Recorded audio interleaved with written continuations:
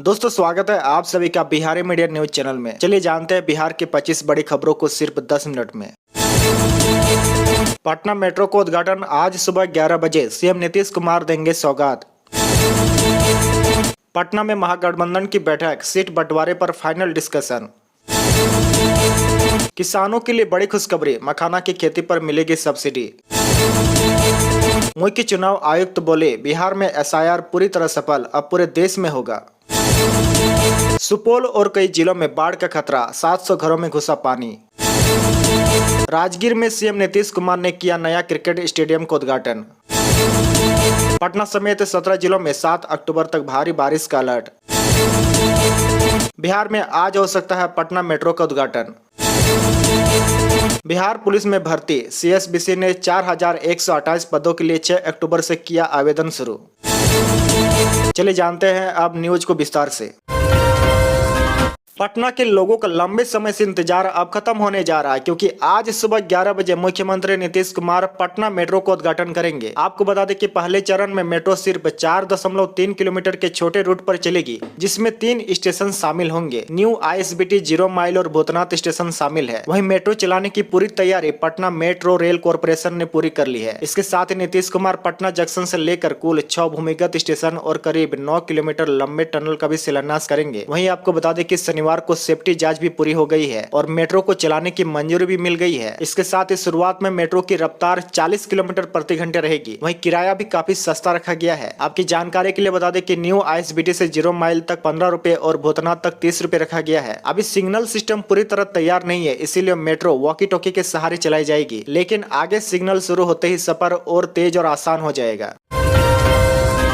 बिहार में पिछले 3 दिनों से लगातार हो रही बारिश ने हालात बिगाड़ दिए हैं। सुपौल में कोसी नदी उफान पर है और करीब 700 घरों में पानी घुस गया है। नेपाल में लगातार बारिश होने से कोसी और कमला नदी का जलस्तर बढ़ गया है, जिससे कई गांवों में बाढ़ जैसे हालात बन गए हैं। वहीं खतरे को देखते हुए कोसी बराज के 56 गेट खोल दिए गए हैं। वहीं रक्सौल में सरसिवा नदी का पानी घरों तक पहुँच गया है और सड़कों पर जल भराव हो गया है। इसी तरह किशनगंज में मेची और कैमूर में कर्मनासा नदी पर भी उफान पर है। वहीं बेतिया में तो हालात सबसे खराब है। डीएम दफ्तर से लेकर सड़कों तक 3 फीट तक पानी भर गया है। वहीं छपरा में कई घरों के बेसमेंट में 4 फीट तक पानी जमा हो गया है और गाड़ियां भी डूब गई है। इसके अलावा सहरसा में आंधी के दौरान पेड़ गिरने से वार्ड पार्षद की मौत भी हो गई है, जबकि पूरे बिहार में बिजली गिरने से 16 लोगों की जान भी चली गई है। वहीं कई जिलों में लोग मुश्किल में है। वहीं देखिए बिहार में फिर से मौसम बिगड़ने वाला है। आपदा प्रबंधन विभाग ने 4 से 7 अक्टूबर तक भारी बारिश, बिजली गिरने और तूफान का अलर्ट जारी किया है। वहीं पटना समेत कुल 17 जिलों में खराब मौसम की चेतावनी दी गई है। इसमें मुजफ्फरपुर और पूर्वी चंपारण के लिए रेड अलर्ट जारी हुआ है, जबकि पटना, वैशाली, गया, पश्चिमी चंपारण, गोपालगंज, औरंगाबाद, सीतामढ़ी, शिवहर, मुंगेर, भोजपुर, सिवान, सारण, अरवल, जहानाबाद, मधुबनी, खगड़िया और सहरसा में ऑरेंज अलर्ट लगा है। वहीं विभाग ने कहा कि लगातार बारिश से नदियों का जलस्तर फिर से बढ़ सकता है, जिससे कई जगह बाढ़ की स्थिति बन सकती है। लोगों को सतर्क रहने और बाहर निकलने से पहले मौसम की जानकारी लेने की सलाह दी गई है। साथ ही बिजली गिरने के दौरान पेड़ों या खंभों के नीचे खड़े न होने की चेतावनी भी दी गई है। वहीं प्रशासन ने सभी जिलों को चौकन्ना रहने और जरूरी इंतजाम करने के निर्देश दिए हैं।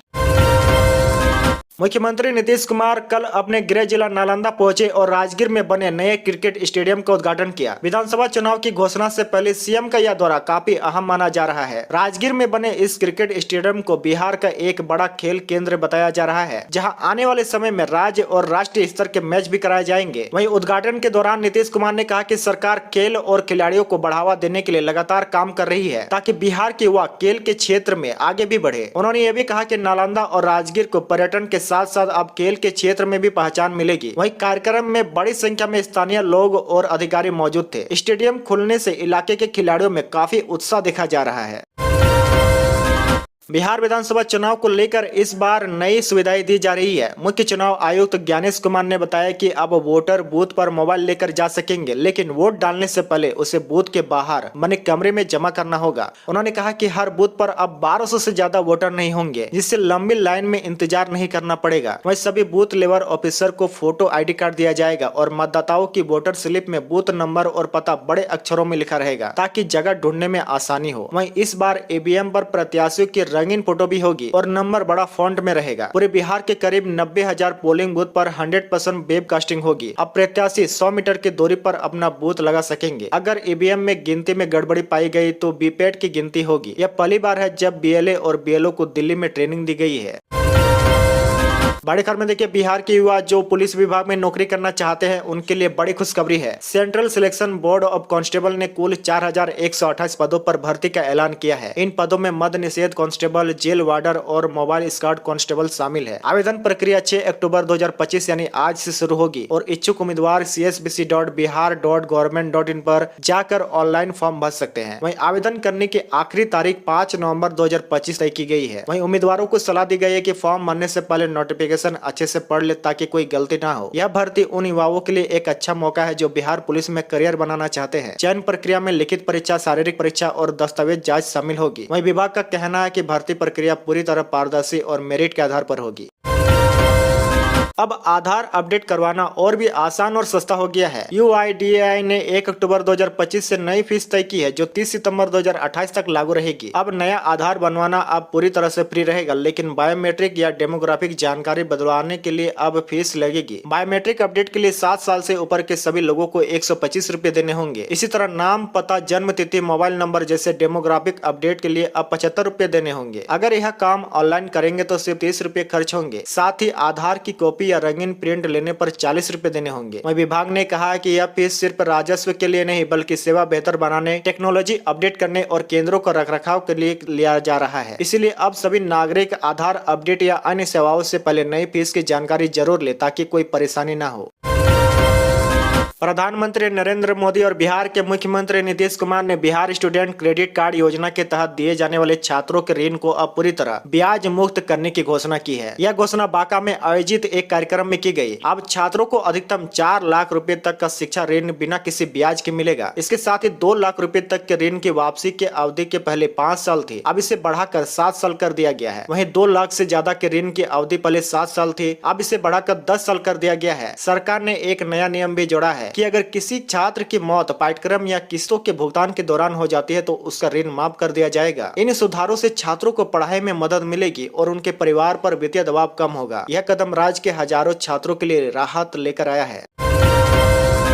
बिहार सरकार ने एक बड़ा फैसला लिया है। अब छोटे मोटे अपराध करने वालों को सीधे जेल नहीं भेजा जाएगा, इसके बजाय उन्हें सामुदायिक सेवा करनी होगी। इसका मतलब यह है कि जो लोग हल्का अपराध करते हैं जैसे छोटी चोरी, झगड़ा या कोई मामूली गलती, उन्हें समाज के कामों में मदद करनी पड़ेगी। इससे अपराधियों को सजा भी मिलेगी और उन्हें सुधरने का मौका भी मिलेगा। सरकार का कहना है कि जेल में छोटी छोटी घटनाओं के लिए लोगों को रखना सही नहीं है, क्योंकि वहाँ उनके जीवन पर पूरा असर पड़ता है। वहीं सामुदायिक सेवा से अपराधी समाज के लिए कुछ अच्छा करेंगे और उन्हें समझ आएगा कि गलती करने का नतीजा क्या होता है। इससे पुलिस और जेल की भी भीड़ कम होगी और समाज में सुधार आएगा। यह कदम छोटे अपराधों को कम करने और लोगों को सुधरने की दिशा में बड़ा कदम माना जा रहा है।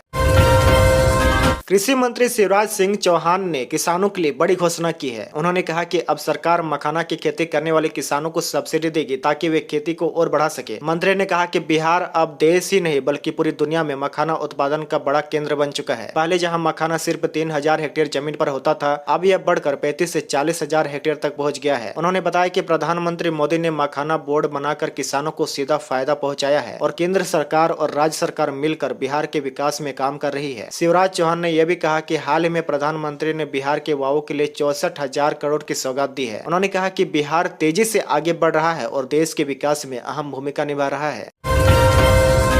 पटना में रविवार को मुख्य चुनाव आयुक्त ज्ञानेश कुमार ने प्रेस कॉन्फ्रेंस कर बिहार में चुनाव की तैयारियों को लेकर बड़ी बात कही। उन्होंने बताया कि बिहार में SIR यानी स्पेशल इंटेंसिव रिवीजन पूरी तरह सफल रहा। यह काम 24 जून 2025 से शुरू हुआ था और समय पर पूरा भी हो गया। उन्होंने कहा कि इस प्रक्रिया में लोगों ने बढ़ चढ़कर हिस्सा लिया, जिसके लिए सभी वोटर्स का धन्यवाद। उन्होंने बताया कि मतदाता सूची को बेहतर बनाने के लिए बिहार में यह एक बड़ी पहल थी, जिससे चुनाव की तैयारी और भी आसान हो गई। अब चुनाव आयोग इस मॉडल को पूरे देश में लागू करने की तैयारी कर रहा है। मुख्य चुनाव आयुक्त ने कहा कि बिहार ने एक उदाहरण पेश किया है कि अगर टीम वर्क और लोगों का सहयोग मिले तो कोई भी काम मुश्किल नहीं होता है। अब बाकी राज्यों में भी यही तरीका अपनाकर वोटर लिस्ट को सही और अपडेट किया जाएगा। पटना साहिब का करीब 26,000 पुराना गांधी सरोवर, जिसे मंगल तालाब भी कहा जाता है, अब पूरी तरह नया रूप लेने जा रहा है। इस ऐतिहासिक तालाब को 14 करोड़ की लागत से विकसित किया जाएगा। 25 एकड़ में फैले इस काजू के आकार वाले तालाब के आसपास का इलाका भी सुंदर बनाया जाएगा। वहीं बिहार राज्य पर्यटन विकास निगम के इंजीनियर ने बताया कि इस परियोजना को मंजूरी मिल चुकी है और जल्द ही काम शुरू हो जाएगा। योजना के तहत तालाब के चारों ओर साफ सुथरा रास्ता, लाइटिंग, बेंच, पार्किंग और घूमने की सुविधाएं बनाई जाएगी ताकि आने वाले सैलानियों को अच्छा अनुभव मिले। वहीं तालाब के पास स्थित बिहार हितैषी पुस्तकालय और पुरानी खानकाई इमारतों को भी इस जगह और खास बनाएंगे। अब यह प्रोजेक्ट पूरा हो जाएगा तो तख्त श्री हरिमंदिर पटना साहिब आने वाले देश विदेश के सिख श्रद्धालुओं और पर्यटकों के लिए यह जगह एक नया आकर्षण का केंद्र बन जाएगा।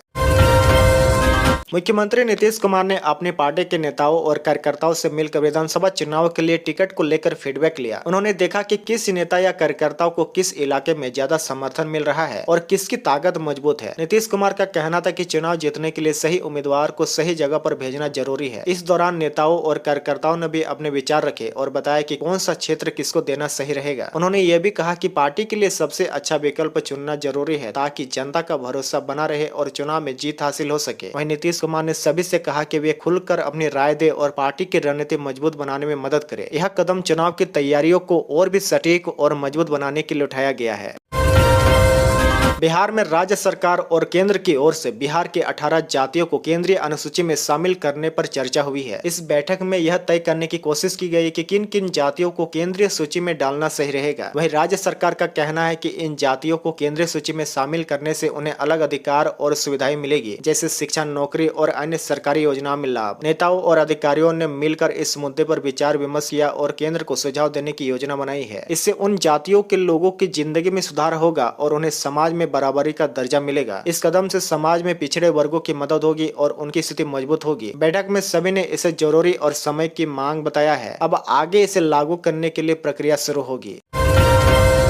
राजद ने बिहार विधानसभा चुनाव के लिए अपनी तैयारी शुरू कर दी है। पार्टी ने कुल 50 सीटों पर अपने उम्मीदवार तय कर लिए हैं। वहीं नेताओं का कहना है कि इन उम्मीदवारों को ऐसे क्षेत्र से चुना गया है जहां उनका असर और समर्थन सबसे ज्यादा है। राजद के अंदर और सहयोगी दलों के बीच भी सीट बंटवारे और रणनीति पर चर्चा जारी है। पार्टी का मकसद है कि सही उम्मीदवार को सही जगह पर भेजकर ज्यादा से ज्यादा सीटें जीती जाए। उम्मीदवारों को चुनाव करते समय उनके इलाकों में लोकप्रियता, कामकाज और जनता के साथ जुड़ाव को ध्यान में रखा गया है। पार्टी ने यह भी तय किया है कि आने वाले दिनों में प्रचार और रोड शो के जरिए जनता से संपर्क बढ़ाया जाएगा। राजद नेताओं का कहना है कि अब पूरी टीम चुनाव में जुट जाएगी और हर विधानसभा क्षेत्र में जनता तक अपनी बात पहुंचाएगी।